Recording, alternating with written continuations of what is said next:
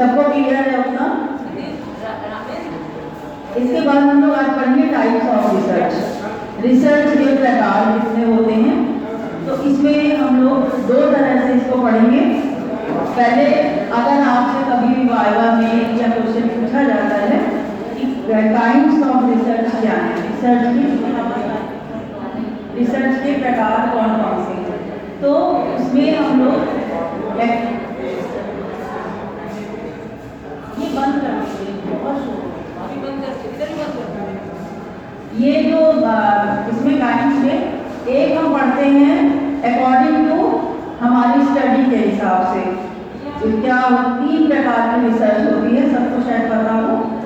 Fundamental research, basic research कहते हैं इसको, फंडामेंटल रिसर्च कहते हैं, या हम इसको हिंदी में अगर बोले तो हिंदी में इसको मौलिक अनुसंधान, और एक नाम होता है थ्योरेटिकल रिसर्च, सैद्धांतिक। तो इसमें क्या होता है इस रिसर्च में कि हम इसमें कोई नया सिद्धांत निकालते हैं या कोई बना हुआ सिद्धांत जो होता है उसमें हम परिमार्जन करते हैं, शोधन करते हैं या उसको परिवर्तित करते हैं। तो इस रिसर्च में मैंने शायद मुझे कुछ बताया था थोड़ा बहुत कि इस रिसर्च में जो मौलिक अनुसंधान होता है, जैसे आप लोग हिंदी में करते हैं या इंग्लिश में करते हैं या आप लोग साइंस में करते हैं, तो वो अनुसंधान मौलिक होते हैं जिसमें कुछ नई बात हो, जिसमें कुछ नया हो, नयापन हो, और ये रिसर्च वैध और विश्वसनीय होती है। यानी इसमें हम पूरा भरोसा कर सकते हैं अगर हमने इसको ईमानदारी से किया है, ठीक से किया है। तीसरी बात इसमें होती है कि मौलिक रिसर्च जो होती है वो हमेशा एक जो अनुसंधान होता है उसका एक मतलब, जैसे हमने पढ़ा था ना शोध की पवित्रता, तो वो उसमें एक जो नया जो भी नया सिद्धांत निकलता है उसको हम बार बार उसको जांच कर सकते हैं और बार बार वो जो सिद्धांत है वो उस पर खरा उतरता है कि जांच पे खरा उतरे और उसमें कुछ संभावना हो, आगे कुछ और काम करने की संभावना हो। तो ये रिसर्च जो होती है ये मौलिक रिसर्च कहलाती है या सैद्धांतिक रिसर्च कहलाती है या फंडामेंटल रिसर्च कहलाती है। इसमें रिसर्च के सारे जितने भी स्टेप्स होते हैं वो फॉलो किए जाते हैं, यानी समस्या का चयन करना, फिर उसमें हाइपोथेसिस बनाना, हाइपोथेसिस की जांच करना, प्रामाणिकता की जांच करना, डाटा कलेक्ट करना और उस डाटा को चेक करना, और उसके बाद उसके निष्कर्ष निकालना और उसमें जनरलाइजेशन करना, सामान्यीकरण करना। तो ये सारे स्टेप्स अभी हम लिखवा देंगे उसको एक उससे। इसके बाद अभी हम केवल ये बात कर रहे हैं कि ये रिसर्चेस जो होती हैं कौन कौन सी होती हैं। इसमें कोई उदाहरण दे सकते हैं मौलिक रिसर्च का? कोई उदाहरण, जैसे हम कोई रिसर्च करें मौलिक कैसे होगी उसका कोई एग्जाम्पल दे सकते हैं हम लोग? कोई भी, इंग्लिश, हिंदी, उर्दू, कोई भी लिटरेचर देखा गया है उसकी कोई भी कैरेक्टर्स बता सकते हैं हम लोग, जैसे छायावाद में मानववाद चेतना। हाँ, तो उसमें हम कुछ नया निकालें। अगर हमने बताया था कि अगर आपने मान लो दलित समाज पे कर रहे हैं या प्रेमचंद की कहानी पे कर रहे हैं या आदिवासियों पे कर रहे हैं, और अगर जो किया हुआ काम है और उसको ही हमने रिपीट कर दिया, उसमें कुछ नया नहीं निकाला, उसको ही हमने कट पेस्ट कर दिया, तो इट इज़ नॉट रिसर्च।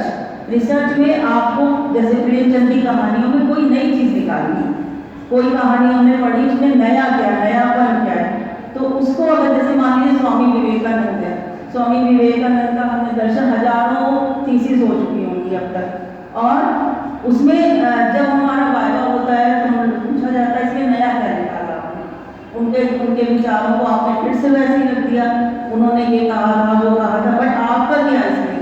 तो अगर हम उसमें कुछ नई चीज़ निकालें कि हाँ उन्होंने ये कहा था और आज के संदर्भ में ये चीज़ प्रासंगिक है, तो ये रिसर्च जो होगी मौलिक होगी। बट ये जो शैक्षिक रिसर्चेज होती हैं या मनोवैज्ञानिक होती हैं ये मौलिक नहीं होती हैं, ये अप्लाइड रिसर्चेज होती हैं। और आपके जो हिंदी में या साइंस में सबसे ज़्यादा रिसर्चेज जो होती हैं वो बेसिक होती हैं। दूसरी रिसर्च होती है अप्लाइड रिसर्च या व्यावहारिक अनुसंधान। व्यावहारिक अनुसंधान या प्रयोगात्मक अनुसंधान या अप्लाइड रिसर्च या बिहेवियरल रिसर्च कहते हैं। बिहेवियरल रिसर्च का मतलब होता है कि हम रिसर्च में स्टेप्स को साइंटिफिक इंक्वायरी वाले ही यूज करते हैं, मतलब वैज्ञानिक विधि का ही प्रयोग करते हैं, लेकिन इसमें कुछ लीनियंट रहते हैं, कुछ कठोरता कम हो जाती है। तो ये रिसर्चेज जो होती हैं ये दो तरह की होती हैं, एक तो होती है साइकोलॉजिकल और दूसरी होती हैं जो रिसर्चेज हम दार्शनिक करते हैं या फिलोसफिकल करते हैं। तो और इनके और दो भाग कर सकते हैं, एक तो पहला टेक्नोलॉजिकल रिसर्चेज और दूसरा होता है साइंटिफिक अप्लाइड रिसर्चेज। मतलब हमने चार भाग किए इनके, फिलोसफिकल और दूसरा कौन सा था, साइकोलॉजिकल और टेक्नोलॉजिकल और साइंटिफिक रिसर्चेज। जैसे हम किसी प्रोजेक्ट पे काम कर रहे हैं तो प्रोजेक्ट पे उसकी क्या टेक्नोलॉजी है, वो प्रोजेक्ट किस तरह से बना है, उसमें क्या अप्लाइड रिसर्च। या हम अपना मार्केट में जैसे हमारा कोई सामान बिक रहा है और हम मार्केट में वो सर्वे करना चाहते हैं कि ये सामान जो है ये सही है, इसकी गुणवत्ता क्या है, या इसको और भी ठीक करना है, या इसमें कुछ और सुधार आना है, परिवर्तन लाना है, तो वो रिसर्चेज जो होती है वो अप्लाइड रिसर्चेज होती है। या हम अगर शिक्षा में करें, या आप लोग जैसे तुलनात्मक अध्ययन करते हो, किसी की कविताओं का, रहीदास जी के दोहे या कबीरदास जी के दोहे का तुलनात्मक अध्ययन, इट इज़ नॉट मौलिक रिसर्च, ये हो जाएगी अप्लाइड रिसर्च, क्योंकि हम इसमें प्रयोग कर रहे हैं, हम इसमें जो है थोड़ा लीनियंट होकर काम करते हैं। ये रिसर्चेज भी वैध और विश्वसनीय होती हैं, लेकिन इसमें बस इतना होता है कि ये उतनी नहीं होती है जितना बेसिक रिसर्चेज होती है, क्योंकि इसमें हम कोई नया सिद्धांत नहीं निकालते। हम किसी भी सिद्धांत को जो बना बनाया है उसमें से ये निकालते हैं कि इसमें क्या यूज हो सकता है, या हमारे पास कोई समस्या है उसका क्या हल हो सकता है। या जैसे दहेज प्रथा पे हम कर लें तो दहेज प्रथा के हम बुराइयों का अध्ययन कर लें, है ना, तो हम केवल अध्ययन कर सकते हैं कि हाँ ये प्रथा ठीक नहीं है, इसमें ये सुधार होने चाहिए, पर हम कोई सिद्धांत नहीं निकाल सकते। क्लियर है?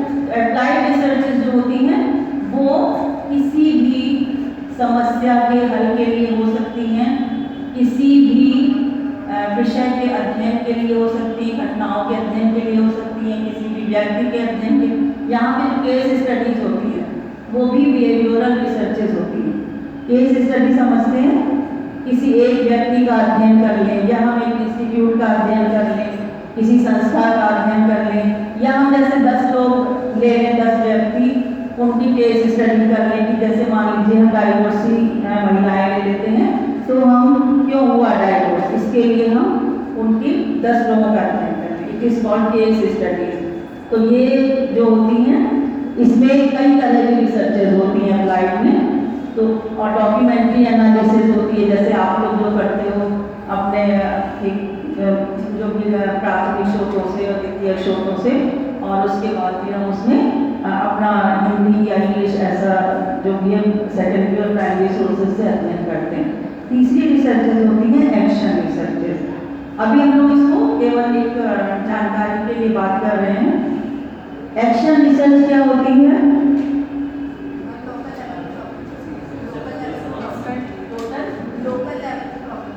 लोकल प्रॉब्लम के लिए। और कौन बताएगा? एक्शन रिसर्च किसी समस्या के त्वरित समाधान के लिए। हाँ, त्वरित समाधान के लिए। क्रियात्मक कार्य का क्रिया और अनुसंधान। क्रिया मतलब कोई भी कार्य किया जा रहा है और उसमें हम अनुसंधान करें। ये अनुसंधान तुरंत हम इसमें रिजल्ट दे सकते हैं, और इसमें सबसे बड़ा फायदा होता है कि ये रिसर्च बहुत लीनियंट तरीके से की जाती है। मान लीजिए हम यहाँ पर आए और हम 50 लोगों से पूछें कि ये कॉलेज कैसा है, इसका डिसिप्लिन कैसा है, या इंफ्रास्ट्रक्चर कैसा है, आप इसमें क्या सजेशन देना चाहेंगे, इसको बदलना चाहेंगे, इसमें कुछ करना चाहेंगे, या दूसरे कॉलेज में चले जाएंगे, है ना। तो ये जितनी भी बातें हैं हम इनकी समस्या में जब हल करते हैं तो इट इज कॉल्ड क्रियात्मक रिसर्च। रिसर्च। इसमें 1926 में इसमें बकिंघम में इन्होंने एक किताब लिखी थी, रिसर्च फॉर टीचर्स। इस किताब में 1926 में बकिंघम ने सबसे पहले इस शब्द का प्रयोग किया था, एक्शन रिसर्च का। अपनी पुस्तक में इनका किताब का नाम है रिसर्च फॉर टीचर्स। और स्टीफन एन कोरेल इन्होंने शैक्षिक समस्याओं को हल करने के लिए, स्टीफन एन कोरेल इन्होंने शैक्षिक समस्याओं को हल करने के लिए इस शब्द का प्रयोग किया था, या इस तरह के रिसर्च का प्रयोग किया था। और कर्ट लेविन का नाम सुना होगा, इन्होंने मनोवैज्ञानिक सिद्धांत दिया है लर्निंग का। कर्ट लेविन क्षेत्र का सिद्धांत दिया है। इन्होंने इसका प्रयोग सामाजिक अध्ययन में किया, सामाजिक रिसर्चेस में इस एक्शन रिसर्च का प्रयोग किया था। इसमें सबसे पहले कई तरह से हम इस रिसर्च को कर सकते हैं। एक तो हम प्रयोगात्मक तौर पे कर सकते हैं कि एक्सपेरिमेंटल ग्रुप बना लें, कंट्रोल ग्रुप बना लें। और दूसरा ऑब्जर्वेशन, निरीक्षण, किसी भी समस्या के लिए हम ऑब्जर्वेशन करें। इसमें क्या करते हैं, ये नॉन एक्सपेरिमेंटल रिसर्चेस होती हैं। इसमें इंटरव्यू ले सकते हैं, फील्ड वर्क करा सकते हैं, सर्वे भी कर सकते हैं, लेकिन हम उसको थ्योरेटिकल नहीं कहेंगे, हम उसको सैद्धांतिक रिसर्च नहीं कहेंगे, इसको हम व्यावहारिक रिसर्च ही कहेंगे। और इसमें हम तुरंत हल देंगे, ये बहुत वैध और विश्वसनीय नहीं होगी, लेकिन हम इसमें सजेशन दे सकते हैं कि इस तरह से इसको कार्य करना चाहिए। इसके बाद दूसरे प्रकार से अगर हम रिसर्चेस की बात करें तो ये तो हो गए काइंड्स ऑफ रिसर्च, 3 तरह के। और अगर हम विधियों की तरह से के अकॉर्डिंग अगर हम रिसर्च की बात करें तो रिसर्च कई प्रकार की होती है। पहला देखो क्वांटिटेटिव रिसर्च। क्षेत्र के आधार पर अगर हम बात करें डेप्थ ऑफ स्कोप, स्कोप के आधार पर कभी भी वाइवा में पूछा जाए, अगर आपसे टाइप्स ऑफ रिसर्च पूछे जाए तो हम 3 तरह की रिसर्च बताएंगे, बेसिक, अप्लाइड, एक्शन, ठीक है। और अगर हमसे ये पूछा जाता है कि स्कोप के आधार पर, क्षेत्र के आधार पर रिसर्चेस कितनी तरह की होती हैं, तो रिसर्चेस बहुत तरह की होती हैं और उनकी विधियां भी अलग अलग होती हैं, रिसर्च करने के मेथड्स भी अलग अलग होते हैं। तो सबसे पहले क्वांटिटेटिव रिसर्च, दूसरी होती है क्वालिटेटिव रिसर्च, गुणात्मक अनुसंधान, और पहला होता है परिमाणात्मक अनुसंधान। तीसरा होता है ऐतिहासिक अनुसंधान, हिस्टोरिकल रिसर्च, या फिलोसॉफिकल रिसर्च, दार्शनिक अनुसंधान। ये दोनों एक ही कैटेगरी में आते हैं, थोड़ा सा अंतर होता है। ऐतिहासिक अनुसंधान और दार्शनिक अनुसंधान, historical research and philosophical researches. इसके बाद एक्स पोस्ट फैक्टो, घटनोत्तर अनुसंधान,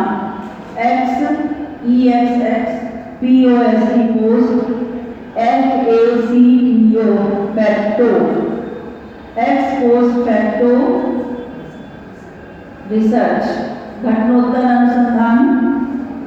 इसके बाद होता है सर्वेक्षण, सर्वे मेथड, सर्वेक्षण अनुसंधान, और कोरिलेशन, संबंधात्मक अनुसंधान, कोरिलेशन मेथड। कोरिलेशन में हम संबंध निकालते भी, हम इसको डिस्क्राइब करेंगे आगे है। Longitudinal and cross sectional research, longitudinal and cross sectional research. Longitudinal का मतलब होता है लंबवत और क्रॉस सेक्शनल का मतलब होता है अनुदैर्ध्य, लंबवत और अनुदैर्ध्य। इसके बाद मूल्यांकन अनुसंधान, इवैल्यूएशन रिसर्च, ये सब नेट में बहुत आते हैं, इवैल्यूएशन रिसर्च। एथनोलॉजिकल रिसर्च नृजातीय, ना के नीचे ना लगेगा, नृजातीय अनुसंधान। एथनोलॉजिकल ETHNOLOGICAL एथनोलॉजिकल रिसर्च। इसके बाद होती है डायग्नोस्टिक रिसर्च, नैदानिक अनुसंधान। डायग्नोस्टिक रिसर्च नैदानिक अनुसंधान। और प्रोग्नोस्टिक रिसर्च पूर्व ज्ञान संबंधी अनुसंधान। PROGNOSTIC प्रोग्नोस्टिक रिसर्च पूर्व ज्ञान संबंधी अनुसंधान। इसके बाद एक्सपेरिमेंटल रिसर्च प्रयोगात्मक अनुसंधान। और दूसरी होती है नॉन एक्सपेरिमेंटल रिसर्च, अप्रयोगात्मक अनुसंधान। नॉन एक्सपेरिमेंटल रिसर्च अप्रयोगात्मक अनुसंधान। अप्रयोगात्मक अनुसंधान में 3 तरह की रिसर्च आती है। Explanatory research. अप्रयोगात्मक अनुसंधान में 3 प्रकार की रिसर्च होती है। एक्सप्लेनेटरी रिसर्च, डिस्क्रिप्टिव रिसर्च और एक्सप्लोरेटिव रिसर्च। एक्सप्लेनेटरी व्याख्यात्मक अनुसंधान, डिस्क्रिप्टिव वर्णनात्मक अनुसंधान और एक्सप्लोरेटरी विवरणात्मक अनुसंधान। हाँ?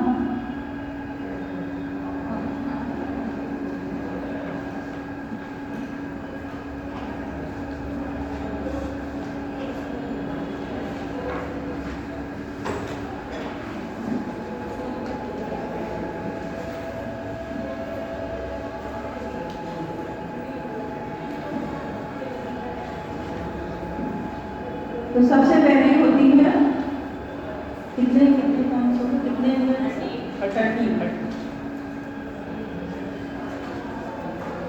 और इसके बाद एक और होती है कंपैरेटिव रिसर्च, तुलनात्मक अनुसंधान। 14 होनी चाहिए ना। कंपैरेटिव रिसर्च तुलनात्मक अनुसंधान।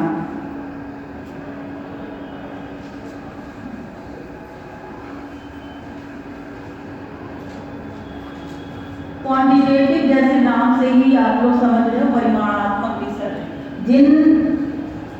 जो विषय, घटना या किसी भी व्यक्ति के गुणों का मापन किया जा सके, जिनको हम माप सकें और जिन पे स्टैट्स लगाए जा सके, सांख्यिकी विधि से जिनकी जांच की जा सके, जिनके रिजल्ट निकाले जा सके, वो रिसर्च होती है क्वांटिटेटिव रिसर्च। जैसे 2 वेरिएबल्स के बीच में या 2 वेरिएबल छात्र एवं छात्राओं के व्यक्तित्व का तुलनात्मक अध्ययन करना, तो इसको हम क्वांटिटेटिव रिसर्च कहेंगे, क्योंकि हम उनके व्यक्तित्व को माप सकते हैं, कुछ नया मेथड से माप सकते हैं, उनका सर्वे भी कर सकते हैं। तो ये रिसर्च जिसमें सांख्यिकी विधि का यूज हो, वो क्वांटिटेटिव रिसर्च होती है। इसमें इस रिसर्च में collection of data, analysis of data और डिडक्शन मेथड से ये रिसर्च होती है। Collection of data, analysis of data by statistical methods, सांख्यिकी विधि के द्वारा किसी भी प्रदत्त की जांच करना, उसके परिणाम निकालना और उसका सामान्यीकरण करना, ये निगमनात्मक रिसर्च होती है। डिडक्टिव रिसर्च, निगमनात्मक समझते हैं ना, जिसमें पहले क्या करा जाता है? निगमनात्मक रिसर्च में पहले क्या करा जाता है? डिडक्शन। हाँ, पहले सिद्धांत दिया जाता है, फिर उदाहरण दिए जाते हैं, फिर उसी उदाहरण के आधार पर जनरलाइजेशन किया जाता है। सामान्यीकरण, सामान्यीकरण का क्या मतलब उसे मैंने बताया था? सबके लिए समान नहीं। अगर हम कोई भी रिसर्च सैंपल पे करें और उसको पूरे पॉपुलेशन पे, पूरी पॉपुलेशन पे उसको हम लागू करते हैं, तो उसको हम कहते हैं जनरलाइजेशन, सामान्यीकरण। तो ये रिसर्च, क्वांटिटेटिव रिसर्च किस पर होती है? हमेशा सैंपल पर होती है। किसी भी सैंपल क्या होता है? जिस पर रिसर्च करना है। तो आप जैसे हम रिसर्च करना चाह रहे हैं माध्यमिक स्तर के छात्रों पर, तो सारे छात्र क्या होंगे हमारे लिए? पॉपुलेशन, सारे छात्र पॉपुलेशन होंगे और उसमें से हम जो चुनेंगे, मान लीजिए 5000 छात्र हैं तो 5000 का हम अध्ययन नहीं कर सकते हैं, तो 5000 में हम 10% चुनेंगे, 5% चुनेंगे, तो इट इज कॉल्ड सैंपल। तो ये सैंपल हम कई मेथड से निकालते हैं, इसको हम लोग आगे पढ़ेंगे सैंपलिंग। तो ये रिसर्च हमेशा, जो भी परिमाणात्मक रिसर्चेज होती हैं, ये हमेशा सैंपल पर होती हैं, हमेशा किसी स्पेसिमेन पे, किसी से लिए गए न्यादर्श पे या प्रतिदर्श पर होती हैं। दूसरी रिसर्च है क्वांटिटेटिव रिसर्च, क्वालिटेटिव रिसर्च, गुणात्मक। ये रिसर्च जो होती है, ये आप लोग अपने जैसे इन सब्जेक्ट्स में करते हो, थ्योरेटिकल सब्जेक्ट्स में, जैसे साइंस, हिंदी में, या जिस गुण का मापन नहीं किया जा सकता है, अगर हम उन गुणों पर आधारित रिसर्च करें तो वो रिसर्च होती है क्वालिटेटिव रिसर्च। इसमें हम डाटा का यूज कैसे करते हैं? हम सोर्सेज से डाटा लेते हैं, प्राइमरी सोर्सेज से या सेकेंडरी सोर्सेज से। What are sources of data? क्या होता है ये? क्या क्या प्राइमरी सोर्सेज क्या होते हैं?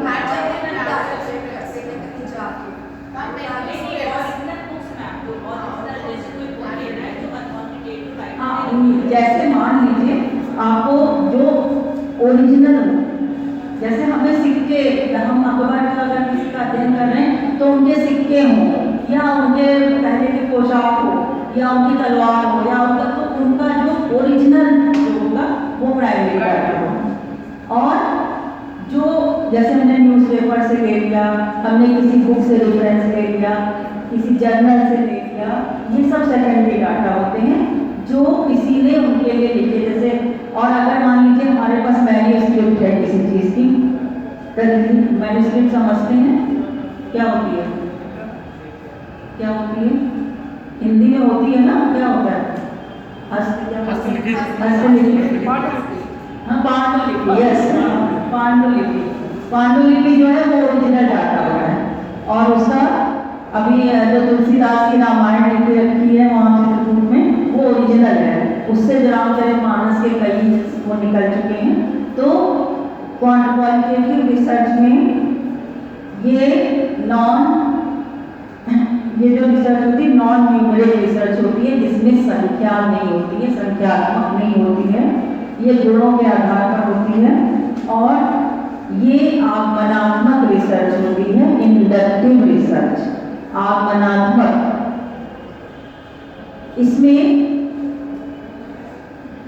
इसमें नैरेटिव, व्याख्या, डिस्क्रिप्टिव और फील्ड फोकस रिसर्चेज होती हैं। नैरेटिव यानी जिसका हम कोई विवरण दें, नरेशन करें, और डिस्क्रिप्टिव जो वर्णन करें, और फील्ड वन, फील्ड में जाकर के अध्ययन करें।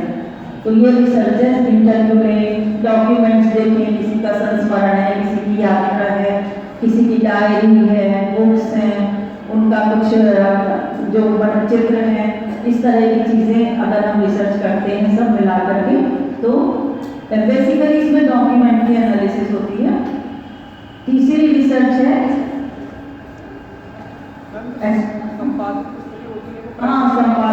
संपादित पुस्तकें जो होती वो सेकेंडरी होगी, सेकेंडरी में। प्राइमरी जो जैसे प्रेमचंद की जो कहानी है वो आपकी प्राइमरी होगी। प्राइमरी हमेशा ओरिजिनल होगा। कहानी में किसी ने कुछ टिप्पणी लिखी, भाष्य लिखा, जैसे पतंजलि का योग सूत्र है, तो पतंजलि का योग सूत्र जो है वो प्राइमरी हो गया। अब उसमें किसी ने भाष्य लिखा, राजा भोज ने लिखा, भाष्य लिखा, उस पर टीका लिखी, तो वो सारी चीज़ें जो होंगी वो सेकेंडरी होंगी। आप कुछ भी यूज़ करते, कुछ लोग यहाँ पर एक तृतीयक शोध की बात करते हैं, डोमिनेंट रेसेसिव सोर्सेस की भी बात करते हैं, लेकिन हम दो ही हिस्सों में बांटते हैं, प्राइमरी और सेकेंडरी। कोई वेबसाइट यूज़ करी, कुछ इंटरनेट से आपने देखा, सारी चीज़ें आपकी सेकेंडरी सोर्सेज में हैं। इंटरव्यू वगैरह की प्राइमरी है, इंटरव्यू वगैरह की सारी प्राइमरी है। इंटरव्यू ले रहे हैं, इंटरव्यू लोगे तो इंटरव्यू तो वो तो अलग उपकरण हो गया ना, वो तो टूल हो गया रिसर्च का, वो रिसर्च का प्रकार नहीं हो, वो टूल हो गया रिसर्च के लिए, कोई उपकरण हो गया जो आपने यूज किया। इसके बाद तीसरी मैंने कौन सी बताई? हिस्टोरिकल और फिलोसफिकल रिसर्च। हिस्टोरिकल रिसर्च जिसमें अतीत की घटनाओं का वर्णन किया जाए, जिसमें अतीत की घटनाओं के बारे में जाना जाए, वो फिलोसफिकल, वो ऐतिहासिक रिसर्च होती है। और इसमें हम कुछ बदल नहीं सकते, जो जैसा है उस पर ही रिसर्च करते हैं, इसमें हम कुछ बदलते नहीं हैं। तो इसमें जो हमारे पास सोर्सेस से डाटा मिला है, प्राइमरी से सेकेंडरी से, उसको ही हम यूज करते हैं। और ये गुणात्मक रिसर्च का ही एक प्रकार होती है। हिस्टोरिकल रिसर्च गुणात्मक रिसर्च का ही एक प्रकार होती है, और इसमें प्राथमिक और द्वितीय शोधों की आलोचनात्मक ढंग से व्याख्या की जाती है। प्राइमरी और द्वितीय शोधों की दो प्रकार से व्याख्या होती है, पहली होती है बाहरी और दूसरी होती है आंतरिक। बाहरी और आंतरिक मतलब, बाहरी मतलब कि जो शोध हमें मिला है, जो डॉक्यूमेंट्स हमें मिले हैं, वो ओरिजिनल है या नहीं है, कब लिखे गए हैं, उनका क्या बाहर से देखने में क्या उनका पिक्चर है, और जब हम उनको अंदर से मतलब किस जगह क्या लिखा गया है, तो उसको अगर हम चेक करते हैं तो वो आंतरिक सोर्स। जैसे एक यहाँ उदाहरण दे सकते हैं कि आप लोगों ने कभी न्याय दर्शन का नाम सुना है? न्याय दर्शन कभी सुना होगा, किसी ने फिलॉसफी पढ़ी हो कभी? कौन वाला? हिंदी में संकुट ने अपनी अप्लाई किया नहीं, कपिल मुनि जो न्याय दर्शन लिखा था गौतम बुद्ध, जब बौद्ध धर्म बहुत ज़्यादा बढ़ने लगा था, तो उस समय लोग ऐसा अंधविश्वास से मतलब बौद्ध धर्म का पालन कर रहे थे बहुत ज़्यादा, कि बिल्कुल किसी भी तरह से हमें बौद्ध धर्म अपनाना है। तब उस समय गौतम ऋषि ने न्याय दर्शन लिखा था। तो न्याय दर्शन में उन्होंने जब उसकी तब उस समय तो ये कॉपी किताब या कुछ ऐसा नहीं था कि आप सेव कर लो, तो उन्होंने जो भी उस पर लिखा था ऊपर पे जो भी न्याय दर्शन, तो उसको इन लोगों ने जला दिया, जो उसकी प्रतियां थी, तो जो बौद्ध धर्म को मानने वाले थे उन्होंने उसको जला दिया। अब जलाने के बाद उनको जो जो याद रहा, फिर उन्होंने जब न्याय दर्शन को लिखा तो उसमें एक एक शब्द का लिखा, इसमें इतने सूत्र हैं, इतने आरण्यक हैं, इतने शब्द हैं, इतने अक्षर, कि जिससे कोई इसको अगर मान लो कोशिश भी करे इसको मिटाने की, तो हमें ये याद है इसमें इतने अक्षर है। तो उन्होंने इस तरह से न्याय दर्शन की पांडुलिपि कहोगे उसको लिखी। तो इसमें दो तरह से हम आलोचना करते हैं, आंतरिक और बाह्य आलोचना। दार्शनिक विधि पे अगर आप लोग कहोगे तो हम पॉइंट्स भी लिखवा देंगे, लिखवाने कैसे बता देते हैं, लिखवा देंगे। दार्शनिक विधि या हिस्टोरिकल मेथड पे अभी हम डॉक्यूमेंट्री एनालिसिस भी तुम लोगों को अगले क्लास में बता देंगे, या भी टाइम मिलेगा तो अभी बता देंगे, जितना ज़्यादा से ज़्यादा हो सकेगा पढ़ा देंगे। जिस विधि के तहत जिस विधि में किसी दार्शनिक चिंतक या लेखक के विचारों का विश्लेषणात्मक अध्ययन किया जाता है, जिस विधि में किसी महान विचारक, चिंतक या लेखक के विचारों का विश्लेषणात्मक और आलोचनात्मक अध्ययन किया जाता है उसे ऐतिहासिक या दार्शनिक विधि कहते हैं। ऐतिहासिक विधि में अतीत की घटनाओं का वर्णन होता है। ऐतिहासिक विधि में अतीत की घटनाओं का वर्णन होता है और दार्शनिक विधि में उनके विचारों का अध्ययन किया जाता है।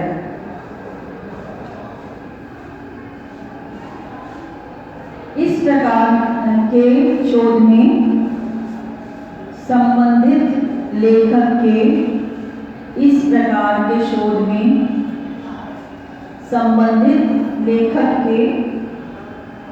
लेख, ग्रंथ, भाषणों,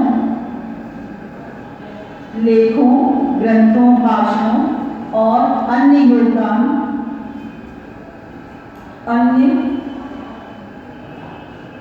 योगदान के आधार पर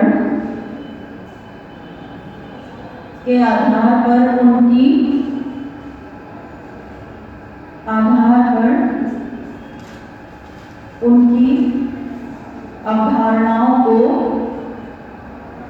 एक विशेष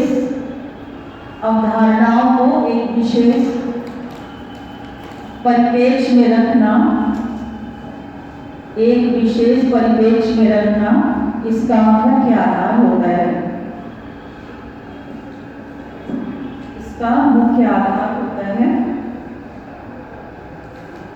दूसरा पॉइंट इसमें, इस प्रकार के शोध में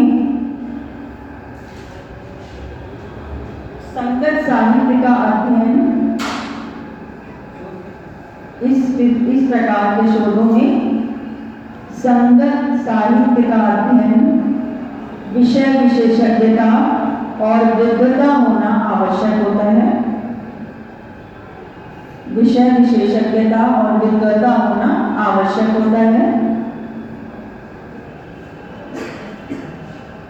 तीसरी बात, किसी भी शोध को अंतिम रूप देने से पहले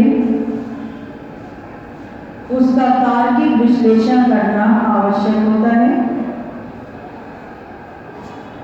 किसी भी शोध को अंतिम रूप देने से पहले उसका तार्किक विश्लेषण करना आवश्यक होता है। और इसमें पुस्तकालय कार्य पर सबसे ज्यादा जोर दिया जाता है, अध्ययन पर सबसे अधिक जोर दिया जाता है।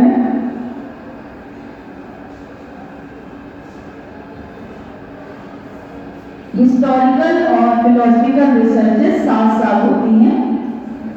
हिस्टोरिकल एंड फिलोसफिकल रिसर्च साथ साथ होती है।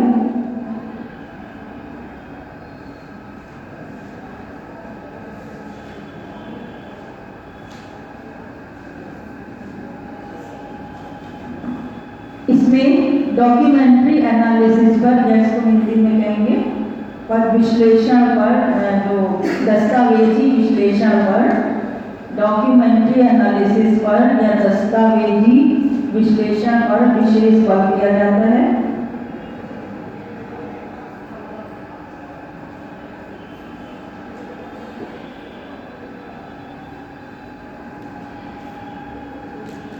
विशेष बल दिया जाता है। इसके बाद अगली कौन सी मैंने बताई?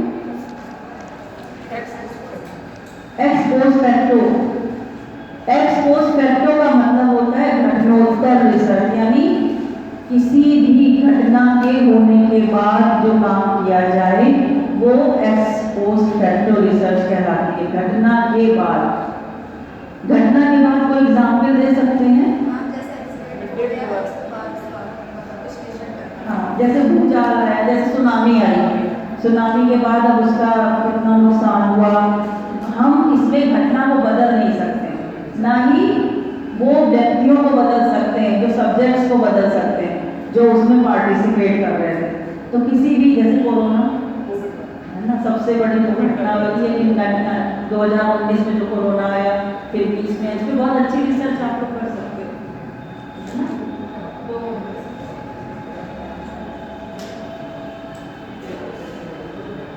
किसी भी घटना के प्रभाव को देखना कि उसमें क्या क्या नुकसान हुआ या क्या क्या उसमें किस तरह से उस घटना को देखा गया। तो इसमें आप लोग ये जो होती है बेसिकली फील्ड रिसर्च होती है, जैसे किसी बच्चे के पारिवारिक और आर्थिक स्तर का अध्ययन करना कि उसमें कुपोषण क्यों है, कुपोषण का अगर हम अध्ययन करें तो हम उसको बदल नहीं सकते, हम उसको ये नहीं कि आप बच्चे को बदल दें या उसको कह दें नहीं ऐसा, उसका हम अध्ययन कर सकते हैं कि क्या कारण है कि ये बच्चा कुपोषित है, ठीक है। तो किसी भी घटना के कारण का अध्ययन करना एक्स पोस्ट फैक्टो रिसर्च कहलाता है। और ये रिसर्च जो होती है ये फील्ड वर्क पर आधारित होती है, क्षेत्र विश्लेषण पर आधारित है, क्षेत्र के वर्क पर आधारित होती है। इसके बाद है सर्वे मेथड। सर्वे मेथड का मतलब होता है सर्वेक्षण विधि। ये दो शब्दों से बना है, सन और वीन, SUN सन प्लस VEEN वीन। सन वीन का मतलब होता है टू सी, किसी चीज को देखना, टू सी, सन वीन, इससे बना है सर्वे।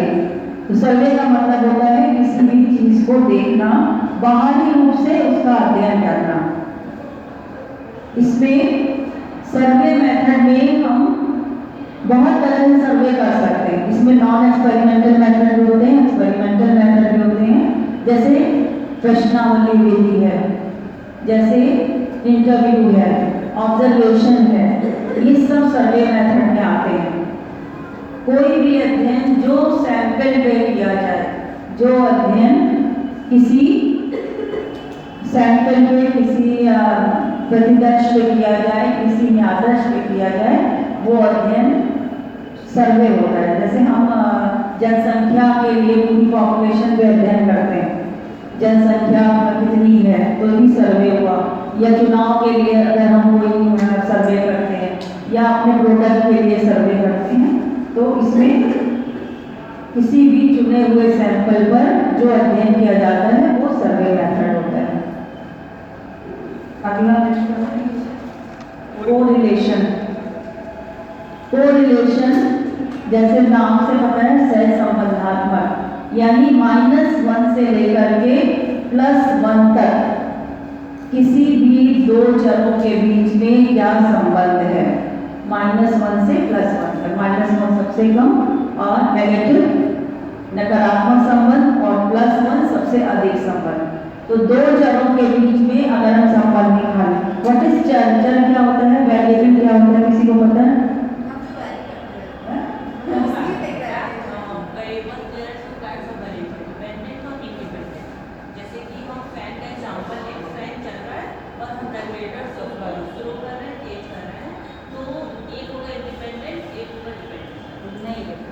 ये तो तुमने अपना एक वो बताया।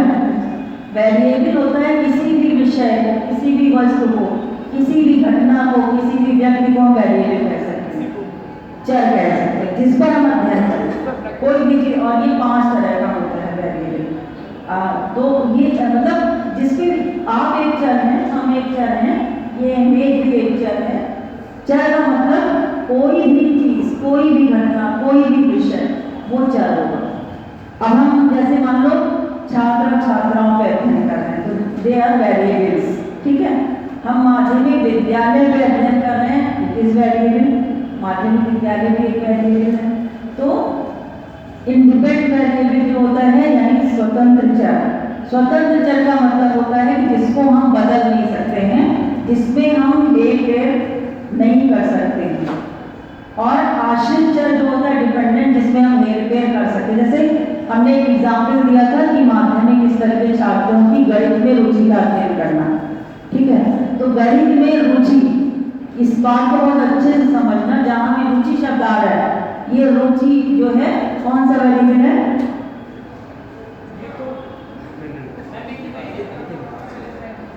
तो बदलता रहेगा। इंटरेस्ट का हम अध्ययन कर रहे हैं, जिस चीज़ का हम अध्ययन करें वो हमारे आश्रित है, हमारे कंट्रोल में है, हम उसके लिए क्वेश्चन बनाएंगे, तो वो आश्रित चल हो गया। बच्चे स्वतंत्र चल है, बच्चों की नाम आयु बदल सकते हैं, ना हमको केवल हम उनको कैसे ले सकते हैं कि हम कहीं कहते 10 साल के बच्चे थे। तुम्हें कंफ्यूजन है भाई? डिपेंडेंट और इंडिपेंडेंट जिस चीज़ का हम अध्ययन करते हैं वो हमेशा डिपेंडेंट वेरिएबल होता है, आश्रित चर। जैसे एक एग्जाम्पल हम ले सकते हैं कि सीखने पे पुरस्कार का अध्ययन करना, ठीक है? तो सीखना क्या हो गया? सीखना डिपेंडेंट, पुरस्कार इंडिपेंडेंट। हम बदल सकते हैं पुरस्कार को, हम आज तुम्हें टॉफी दे रहे हैं और कल तुमको अच्छा काम किया तो हमें तो मिठाई दे दी, है ना? तो पुरस्कार को हम चेंज कर सकते हैं। तो हम जिस चीज़ को चेंज कर सकते हैं, वो जिस चीज़ को हम बदल सकते हैं वो हमारे उसमें है ना। सीखना तो आपके हिस्से में है, लेकिन पुरस्कार तो हमारे हिस्से में है ना। इसको भी हम पढ़ा देंगे अच्छे से, ठीक है? आगे कौन सा हम लोग पढ़ रहे थे? कोरिलेशन। तो दो चरों में संबंध देखना, ठीक है? इसके बाद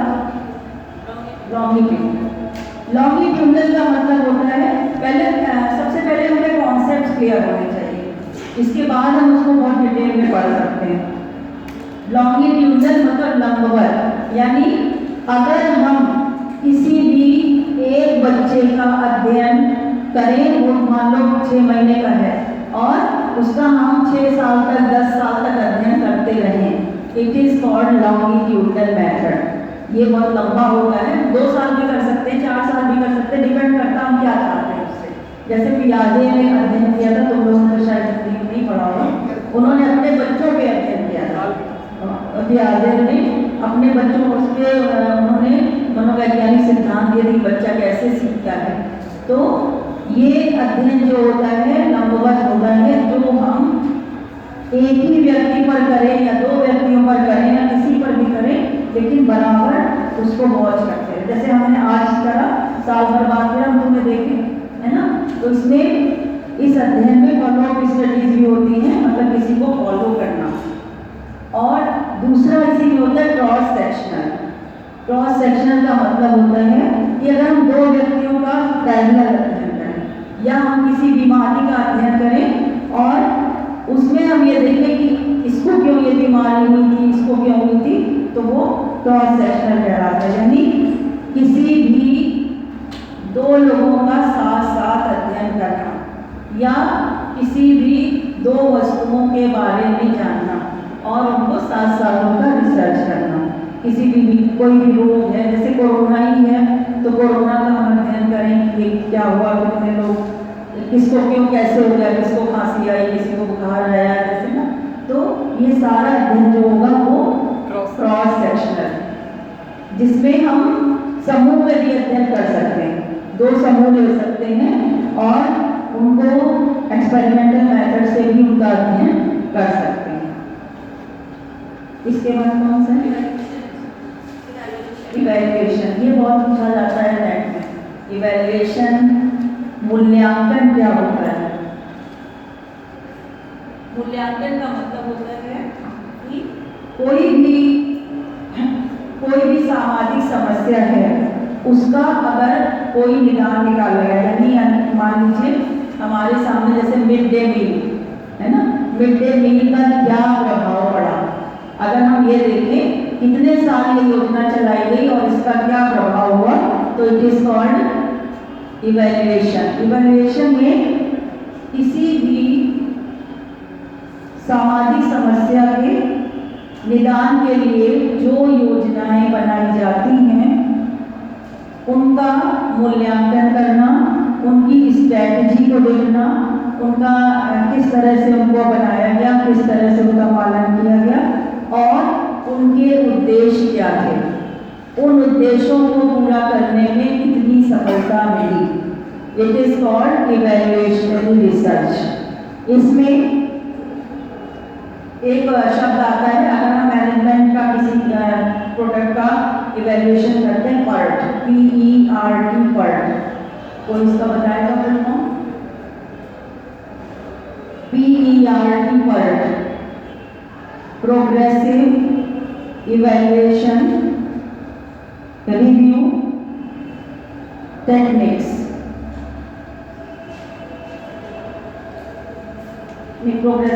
प्रोग्राम इवैल्यूएशन रिव्यू टेक्निक्स।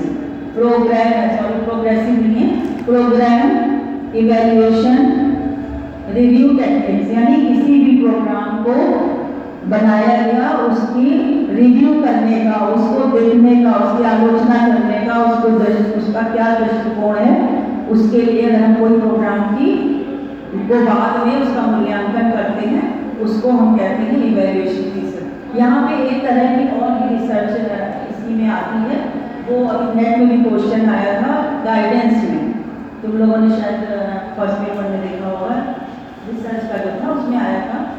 तो उसमें कि अगर हम किसी भी व्यक्ति को जैसे जॉब दिला देते हैं, प्लेसमेंट दिला देते हैं, और उसका 1 साल के बाद अगर हम उसको देखते हैं, अध्ययन करते हैं, it is also called evaluationary research. ये भी मूल्यांकन रिसर्च होगी। अगर हम किसी को फॉलो करते हैं, फॉलो अप रिसर्च होती है, ये भी मूल्यांकन रिसर्च होगी। ये 2 प्रकार की होती है, पहला होता है फॉर्मेटिव और दूसरा होता है समेटिव, संरचनात्मक मूल्यांकन और योगात्मक मूल्यांकन। क्या होता है फॉर्मेटिव मूल्यांकन? और कौन बताएगा फॉर्मेटिव क्या होता है? पीछे तुम लोगों को नहीं समझ में आ रहा है क्या? तुम लोगों को नहीं आ रहा है क्या? आ रहा है? कोई बोलता नहीं है, किसी को कुछ इंटरेस्ट नहीं है ना? बच्चा सीख पाया कि नहीं पाया करते हैं कि जो हम पढ़ा रहे हैं उसको नहीं समझ जो कंटिन्यूअस इवैल्यूएशन होता है। फॉर्मेटिव यानी हमने कोई सिलेबस बनाया और उस सिलेबस का क्या क्या प्रभाव पड़ता जा रहा है, वो फॉर्मेटिव हो गया। संरचनात्मक मतलब सिलेबस बनाने से पहले भी हम करेंगे और सिलेबस बनाने के साथ साथ करेंगे। और अगर हम उसका बाद में करें, जब हम साल हो जाए, 2 साल हो जाए, जैसे BEd का पाठ्यक्रम बना या जो भी, उसका अगर हम अध्ययन करें 2 साल के बाद, तो वो समेटिव होगा कि हम उसका योगात्मक करते हैं कि इसमें अब क्या सुधार लाना है, इसमें क्या परिवर्तन करना है, इसको हम कैसे फिर आगे अगर हम ये सिलेबस चलाएं। जैसे अभी नई शिक्षा नीति आ गई, तो नई शिक्षा नीति में बहुत सारे चेंजेस कर दिए गए। अब ये नई शिक्षा नीति का हम अब क्या करेंगे? Formative evaluation. और 2 साल के बाद अब हम शिक्षा नीति का इसको रखना है कि नहीं रखना है, चेंज करना है, तो योगात्मक मूल्यांकन करेंगे, समेटिव। बाद कौन सी रिसर्च है? एथनोलॉजिकल रिसर्च। ये आप लोगों के लिए बहुत ज़रूरी रिसर्च है, जिसमें लोक रीति रिवाजों पर, लोक गीतों पर, जो डांस होते हैं, इनके पहनावा होता है, इनका रहन सहन होता है, इनकी परंपराएं होती हैं, इनकी रूढ़िवादिता होती है, अंधविश्वास होते हैं। अगर हम इन पर रिसर्च करेंगे, मानविकी सब्जेक्ट में आती हैं, ह्यूमनिस्टिक रिसर्चेज होती हैं, जो हम किसी भी ऐसे, जैसे आप लोग भी आदिवासियों की बात कर रहे थे, तो ये जो रिसर्च होगी एथनोलॉजिकल रिसर्चेज होंगी, जनजातीयता रिसर्च, यानी हम किसी के पहनावे पे रिसर्च कर लें, हम किसी के गाने गीतों पे कर लें, हम किसी के रीति रिवाजों पर कर लें, ये सब रिसर्चेज एथनोलॉजिकल रिसर्चेज होती हैं। इसके बाद डायग्नोस्टिक को समझते हो, निदानात्मक रिसर्च, यानी अगर कोई समस्यात्मक बालक है या कोई समस्या किसी के साथ है, डिप्रेशन में है, किसी को मानसिक द्वंद्व है, कोई मानसिक विकार है, तो उस पर अगर हम उसके कारणों को जानने के लिए रिसर्च करें। आजकल सबसे बड़ा मानसिक विकार कौन सा है? तेंदुआ आ गया है। SB कॉलेज में यहाँ भी आ सकता है, उसको क्या है ना। सबसे बड़ा मानसिक दर्द चल रहा है, पता नहीं कब आ जाए इसके घर में। तो जो भी रिसर्चेस डायग्नोस्टिक किसी समस्या के निदान के लिए की जाती हैं और उनका उपचार ढूंढा जाता है, वो डायग्नोस्टिक रिसर्चेस होती हैं। कोई भी ऐसी समस्या जिसका हम अपने स्तर पर ना कर पा रहे हों, तो उसको हम समूह में कर सकते हैं। जैसे सोशल डायनेमिक्स होता है, समूह गतिकी होती है, उसमें हम कोई बच्चा इंट्रोवर्ट है या कोई बच्चा बहुत एक्सट्रोवर्ट है, उसको रिसर्च कर सकते हैं। तो ये सारी रिसर्चेस डायग्नोस्टिक रिसर्चेस कहलाती हैं, जिसमें समस्या के समाधान के लिए कोई उपाय खोजा जाता है। और बेसिकली ये रिसर्च कौन सी होती है? अप्लाइड रिसर्चेस होती है। इसके बाद कौन सी है?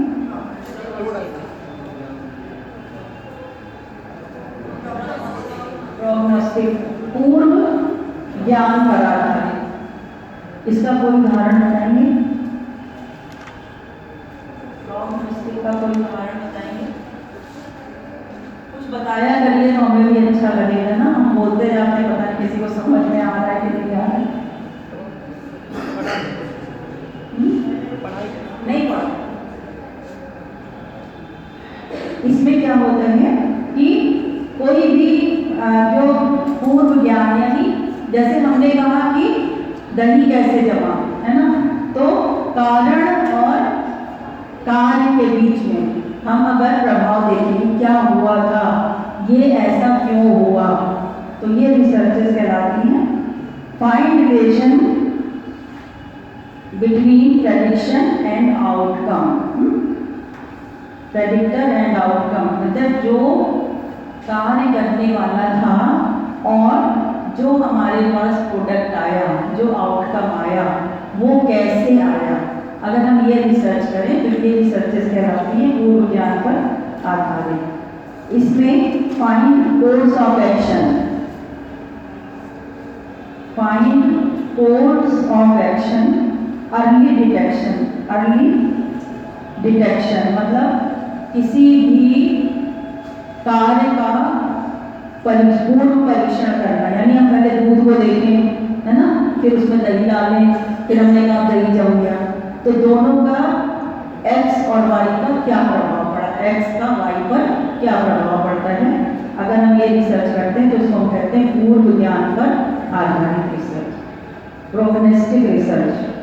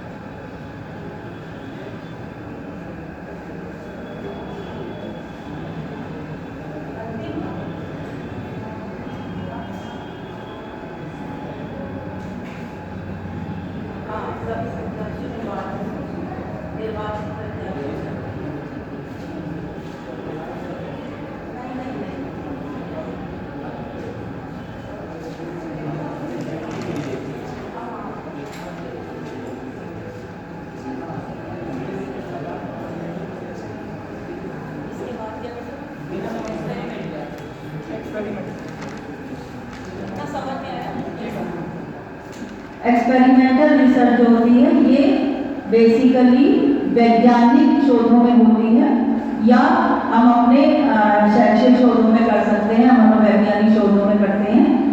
किसी भी जो भी समूह होते हैं उनको हम दो ग्रुप में बांट देते हैं, और एक ग्रुप को हम कहते हैं नियंत्रित समूह, कंट्रोल ग्रुप, और दूसरे को कहते हैं एक्सपेरिमेंटल ग्रुप या प्रयोगात्मक समूह। ये जो दो समूह होते हैं ये बराबर स्तर के होते हैं, यानी इसमें जो भी बच्चे लिए जाएं या जो भी बड़े हों, जो भी हो, उनका लेवल एक होना चाहिए। जैसे आयु एक होनी चाहिए, जैसे 20-21 साल के लोग ले लिए, और उनका IQ लेवल भी लगभग सेम होता है। अब हम मान लो एक रिसर्च कराते हैं कि उच्च स्तर के छात्र एवं छात्राओं पर मेडिटेशन का क्या प्रभाव पड़ता है। अगर हम ये रिसर्च करा रहे हैं, it is called experimental research. इसमें हम क्या करेंगे, इसमें हम अगर हम दो समूहों में बांट दिए 20-20 लोगों के, और उन समूहों में एक कंट्रोल ग्रुप होगा और एक एक्सपेरिमेंटल ग्रुप होगा। कौन सा ग्रुप कंट्रोल होगा? Yes, very good. जिसको हम कोई भी ट्रीटमेंट नहीं देंगे और हम उनको बता देंगे कि कि आपको रोज घर में 1 घंटा योग करना है और ये एक्सरसाइज करनी है, ऐसे मेडिटेशन करना है। और जो ग्रुप हम एक्सपेरिमेंटल लिए रखेंगे उसमें हम उनको बाकायदा पूरे ऐसी स्थितियों में उनसे योग कराएंगे कि पूरी तरह से वो हमारे कंट्रोल पे हो। यानी अगर यहाँ शोर हो रहा है तो उसको भी हम बंद करेंगे। जो आपने कहा ना वेरिएबल, 5 वेरिएबल पर नियंत्रण रखेंगे। शोर एक्स्ट्रा अभी हम बताएंगे वेरिएबल जो होते हैं, तो हर वेरिएबल पे नियंत्रण रख के उनसे योग कराएंगे। फिर हम दोनों का मीन निकालेंगे। 15 दिन के बाद दोनों का एक टेस्ट लेंगे और उसका मीन निकालेंगे और उसमें जो टी टेस्ट लोग लगता है स्टैट्स लगा करके तब हम देखेंगे कि किस समूह पर मेडिटेशन का क्या प्रभाव पड़ा। जो हमने अपने बिल्कुल ऐसी परिस्थिति में कराया था जो बिल्कुल हमारे कंट्रोल में थी, वो ग्रुप ज़्यादा अच्छा कर पाया कि जिसको हमने छोड़ दिया था। It is called experimental research. तो इसमें हमेशा 2 समूह, और ये रिसर्च बहुत ही वैध और विश्वसनीय होती है। इसके जो भी इसके परिणाम होते हैं उसमें हम कोई भी इनपुट नहीं कर सकते हैं, क्योंकि ये रिसर्च पूरी तरह से कंट्रोल होती है। हमारे प्रयोग मतलब हम करते हैं इसमें। नॉन एक्सपेरिमेंटल रिसर्चेज जो होती हैं इसमें हाँ मैम इसके बाद एक प्लेसिबो भी आता है ना, प्रयोगात्मक में एक प्लेसिबो आता है। प्लेसिबो उसमें मतलब इसमें कहा जाता है कि इसमें विश्वसनीयता थोड़ी सी कम हो जाती है। हाँ, तो वो तो प्लेसिबो हम करते हैं कि दोनों को हम देते हैं साथ में और एक को हम छोटी मोटी जैसे दवा दे देते हैं कोरोना की वैक्सीन, उसमें कुछ होता है नहीं, पर दे देते हैं उनको, और दूसरे को सच में दवा देते हैं। वो भी इसी में वो सही होता है। हाँ वो भी होता है, इसी में आ जाता है। वो इसी में आएगा एक्सपेरिमेंटल। बहुत बड़ा टॉपिक है ना, किस तरह से आगे क्या क्या कर सकते हैं। ये एक मेन चीज़ है जिसमें हम 2 ग्रुप में बांटते हैं। अब आप उसको ऐसे ही पानी का इंजेक्शन लगा दें और कहते हैं कोरोना का लगाया है, लेकिन उसको तो यही रहेगा कि आपने कोरोना का इंजेक्शन लगाया है ना। तो ये भी होता है, लेकिन ये तो सब इमोशनल उस पर डिपेंड करता है, मतलब आपके क्या इमोशंस हैं, उस चीज़ की फीलिंग क्या है। बेसिकली इसमें कहा जाता है कि इसमें विश्वसनीयता कम हो जाती है क्योंकि वो लोग ना फिर वो ऐसा करने लगते हैं, हाँ, रिएक्ट वो करने लगते अलग हैं, वो चीज़ तो इसलिए प्लेसिबो करा जाता है। तो ये तो आप किसी पे भी कर सकते हो, किसी भी रिसर्च में कर सकते हैं, लेकिन एक जो बेसिक है जो विश्वसनीयता वैसा होनी चाहिए। और एरर तो सब रिसर्चेज में आती है, 0.01 से 0.05 की एरर तो हर रिसर्च में आती है। इसके बाद क्या नॉन एक्सपेरिमेंटल में मैंने 3 तरह के बताए थे, डिस्क्रिप्टिव, एक्सप्लोरेटरी और एक्सप्लेनेशन। तो ये जो रिसर्चेज होती हैं ये गुणात्मक होती हैं और इसमें जो विवरण अभी लोगों जैसे पढ़ा ऐतिहासिक विधि से, या इसको हम किसी भी कोई भी शोध का विषय उसको एक्सप्लोर करते हैं या उसको बढ़ाते हैं या उसको स्पैन उसका ज़्यादा होता है, जैसे 4 साल कर रहे हैं, 5 साल कर रहे हैं, 6 साल कर रहे हैं। तो ये रिसर्चेज जो होती हैं ये भी फील्ड बेस्ड भी होती हैं और ये आपके पुस्तकालय कार्य पर भी निर्भर करती हैं। इसमें विवरण इसको अभी हम अभी अगले में आएंगे, तो इसके 5 टाइप्स होते हैं, तो वो टाइप हम आपको इसके बाद बता देंगे। एक्सप्लेनेटरी रिसर्च जो होती है इसमें भी कारण और प्रभाव का अध्ययन किया जाता है। अगर हम एक्स को चेंज कर दें तो वाई पर क्या प्रभाव पड़ेगा, इसको हम एक्सप्लेन करते हैं। It is called explanatory research. और इसको भी हम कभी कभी इसमें हम सांख्यिकी विधियों का भी प्रयोग करते हैं। और इसके बाद कौन सी रिसर्च?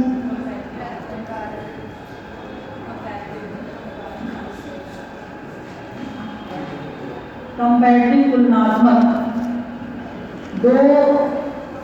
दो देशों के बीच में, 2 राज्यों के बीच में, 2 भाषाओं के बीच में, 2 व्यक्तियों के बीच में अगर हम कोई तुलना करते हैं तो ये तुलनात्मक रिसर्च होती है। और ये भी रिसर्च जो होती है ये कैसी होती है, ये भी एक्स पोस्ट फैक्टो होती है, यानी बाद में जो रिसर्च की जाती है कि जैसे वहाँ पर कौन सी भाषा बोली जा रही है, हमारी भाषा में क्या, उसकी तुलना करें कौन सी भाषा अच्छी है, या कौन से देश का एजुकेशन सिस्टम अच्छा है, हमारे देश का क्या है, हम उसको कैसे चेंज कर सकते हैं, क्या सजेशन दे सकते हैं। तो ये रिसर्चेज जो होती हैं कंपैरेटिव रिसर्च, जो एक दूसरे के कंपैरिजन किया जाए, जिसमें तुलना की जाए। ये रिसर्चेस भी जो होती हैं ये भी दो तरह से हो सकती है, क्वालिटेटिव भी हो सकती है और क्वांटिटेटिव भी हो सकती है, दोनों तरह से हो सकती हैं। इसमें हम सांख्यिकी विधियों के द्वारा भी इसमें अंतर निकाल सकते हैं, क्वेश्चनर बनवा सकते हैं, और ऐसे गुणात्मक विधि से भी डॉक्यूमेंट्री एनालिसिस से भी इस रिसर्च को कर सकते हैं।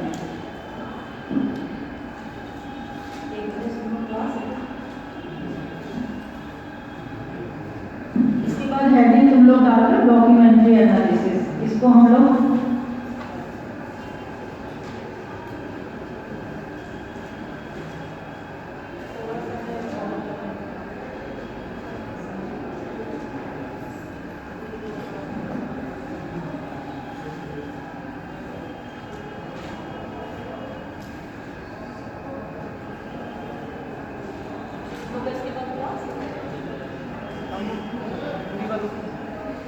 हिंदी वालों की नहीं है, बाकी संस्कृत हिंदी वालों की।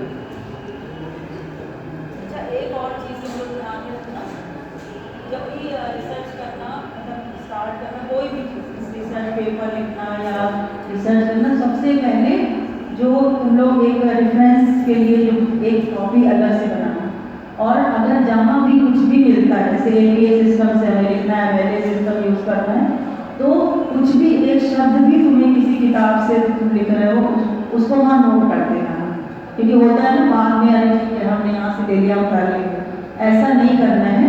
तो ABCD लिख करके एक एक पेज में एक एक कॉपी बना के, और जहाँ भी कुछ भी मिलता है उसको सबसे पहले लिख लेना, फिर उसको हम APA सिस्टम से लिखें या MLA सिस्टम से लिखें, उसमें कोई फर्क नहीं पड़ता।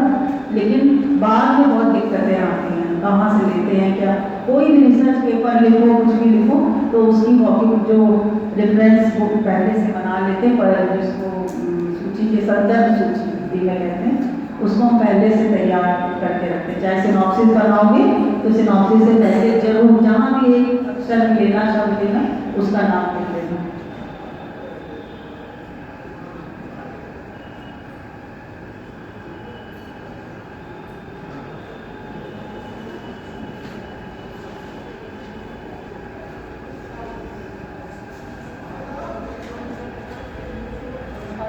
बता देते हैं कुछ साइट्स हैं जिनसे तुम लोग अपना डॉक्यूमेंट और तुम सब लोग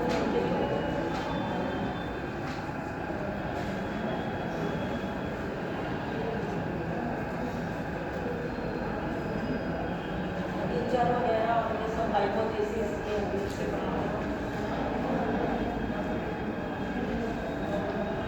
साइट्स के नाम अगर नोट करते हैं तो हिंदी वाले